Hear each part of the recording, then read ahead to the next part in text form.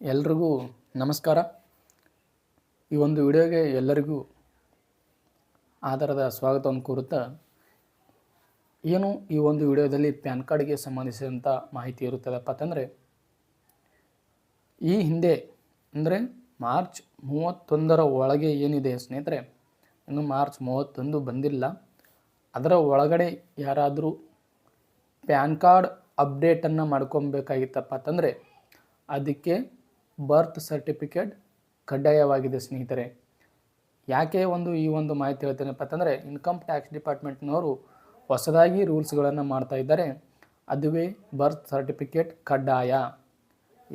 ಯಾವೆಲ್ಲ ತಿದ್ದುಪಡಿಗೆ birth certificate ಕಡ್ಡಾಯ ಅಂತೇಳಿ ಈ ಒಂದು ವಿಡಿಯೋ ಕೊನೆಗೆ ನಿಮ್ಗೆ ಅರ್ಥ ಆಗುತ್ತೆ ಸ್ನೇಹಿತರೆ. ಎಲ್ಲೂ ಸ್ಕಿಪ್ ಮಾಡದೆ ನೋಡಿ, ಅರ್ಥ ಆಗುತ್ತೆ, ಇಲ್ಲಾಂದರೆ ಅರ್ಥ ಆಗೋದಿಲ್ಲ. ನಮಗೆ ಹೊಸ ಪ್ಯಾನ್ ಕಾರ್ಡ್ ಮಾಡ್ಕೊಳ್ಳಿಕ್ಕೆ ರಿಕ್ವೈರ್ಡ್ ಡಾಕ್ಯುಮೆಂಟ್ಸ್ ಯಾವಿದ್ದಪ್ಪ ಅಂತಂದರೆ, ಒಂದು ಆಧಾರ್ ಕಾರ್ಡ್, ಎರಡನೇದು 2 ಫೋಟೋಸ್. ಇಷ್ಟು ದಾಖಲಾತಿಗಳು ಬೇಕಾಗಿರ್ತಿತ್ತು. ಆದರೆ ಪ್ಯಾನ್ ಕಾರ್ಡ್ ಅಪ್ಡೇಟ್ಗೆ ಏನೇನು ಬೇಕಾಗಿರ್ತಿದ್ವು ಅಂದರೆ, ಜನ್ಮ ದಿನಾಂಕಕ್ಕೆ ಅಂದರೆ ಡೇಟ್ ಆಫ್ ಬರ್ತ್ ಏನೋ ಆಧಾರ್ ಕಾರ್ಡ್ನಲ್ಲಿ 5/5/2001 ಇರುತ್ತೆ. ಬಟ್ ಪ್ಯಾನ್ ಕಾರ್ಡ್ನಲ್ಲಿ 1/5/2001 ಇರುತ್ತೆ. ಆದರೆ ಇವೆರಡನ್ನು ಒಂದೇ ಆಧಾರ್ ಕಾರ್ಡ್ ರೀತಿಯಾಗಿ ಮಾಡ್ಕೋಬೇಕಾಗಿತ್ತಪ್ಪ ಅಂತಂದರೆ ಅದಕ್ಕೆ ಏನೆಲ್ಲ ದಾಖಲಾತಿ ಬೇಕಿತ್ತು. ಒಂದು SSLC ಮಾರ್ಕ್ಸ್ ಕಾರ್ಡ್ ಇದ್ದರೆ ನಡೆಯುತ್ತಿತ್ತು, ಮತ್ತು ಆಧಾರ್ ಕಾರ್ಡ್ ಇದ್ದರೂ ಕೂಡ ನಡೀತಿತ್ತು. ಆಧಾರ್ ಕಾರ್ಡ್ ಇದ್ದರೆ ಡೇಟ್ ಆಫ್ ಬರ್ತ್ ಕ್ಲಿಯರಾಗಿ ಅಪ್ಡೇಟ್ ಆಗಿರ್ತಿತ್ತು. ಬಟ್ ಇನ್ನು ಮುಂದೆ ಪ್ಯಾನ್ ಕಾರ್ಡ್ನಲ್ಲಿ ಜನ್ಮ ದಿನಾಂಕಕ್ಕೆ ಏನೆಲ್ಲ ದಾಖಲಾತಿಗಳು ಮಾಡ್ಕೊಳ್ಳಿಕ್ಕೆ ಏನಪ್ಪ ಅಂತಂದ್ರೆ, ಆ ಬರ್ತ್ ಸರ್ಟಿಫಿಕೇಟ್ ಬೇಕಂದರೆ ಒಂದನೇದು ಜನ್ಮ ದಿನಾಂಕ ಅಪ್ಡೇಟ್ಗಾಗಿ ಬರ್ತ್ ಸರ್ಟಿಫಿಕೇಟ್ ಕಡ್ಡಾಯ ಆಗಿದೆ.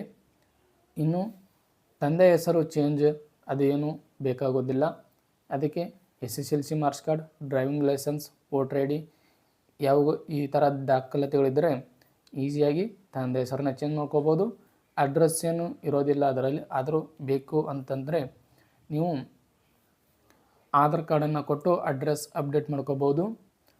ಮತ್ತು ಫೋಟೋ, ಸಿಗ್ನೇಚರ್ ಮತ್ತು mobile number, email ID add ಮಾಡ್ಕೋಬೋದು. ಏನೋ ದಾಖಲಾತಿಗಳು ಬೇಕಾಗೋದಿಲ್ಲ, ಕೇವಲ ಆಧಾರ್ ಕಾರ್ಡ್ ಬೇಕಾಗಿರುತ್ತೆ, 2 ಫೋಟೋಗಳು ಬೇಕಾಗುತ್ತೆ. ಬಟ್ ಇನ್ನು ಮುಂದೆ ಮಾರ್ಚ್ 31ರ ನಂತರ ಕಡ್ಡಾಯವಾಗಿ ಬರ್ತ್ ಸರ್ಟಿಫಿಕೇಟ್ ಕೇಳ್ತಾರೆ, ಜನ್ಮ ದಿನಾಂಕ ಬದಲಾವಣೆಗೆ ಪ್ಯಾನ್ ಕಾರ್ಡ್ನಲ್ಲಿ. ಇದಿಷ್ಟು ಮಾತ್ರ ಈ ಒಂದು ವಿಡಿಯೋದಲ್ಲಿ ಹೇಳೋಕ್ಕೆ ಇಷ್ಟಪಡ್ತೀನಿ ಸ್ನೇಹಿತರೆ. ಯಾವ ರೀತಿ ಅಪ್ಡೇಟ್ ಮಾಡ್ಕೊಳ್ಬೇಕಂತೇಳಿ ಒಂದು ವಿಡಿಯೋ ಬೇಕಂದರೆ ಕಮೆಂಟ್ ಮಾಡಿ ಸ್ನೇಹಿತರೆ, ನಾನು ವಿಡಿಯೋದಲ್ಲಿ ಹೇಳ್ಕೊಡ್ತೀನಿ ಅಪ್ಡೇಟ್ ಯಾವ ರೀತಿ ಮಾಡ್ಕೊಳ್ಬೇಕು ಅಂತೇಳಿ. ಈ ಒಂದು ಮಾಹಿತಿ ಇಷ್ಟ ಆದರೆ ನಮ್ಮ ಚಾನಲ್ನ ಸಬ್ಸ್ಕ್ರೈಬ್ ಮಾಡ್ಕೊಳ್ಳಿ, ತಪ್ಪದೇ ಒಂದು ಲೈಕನ್ನು ಕೊಡಿ ಸ್ನೇಹಿತರೆ. ನಮಸ್ಕಾರ, ಧನ್ಯವಾದಗಳು ಈ ಒಂದು ವಿಡಿಯೋ ನೋಡೋದಕ್ಕಾಗಿ.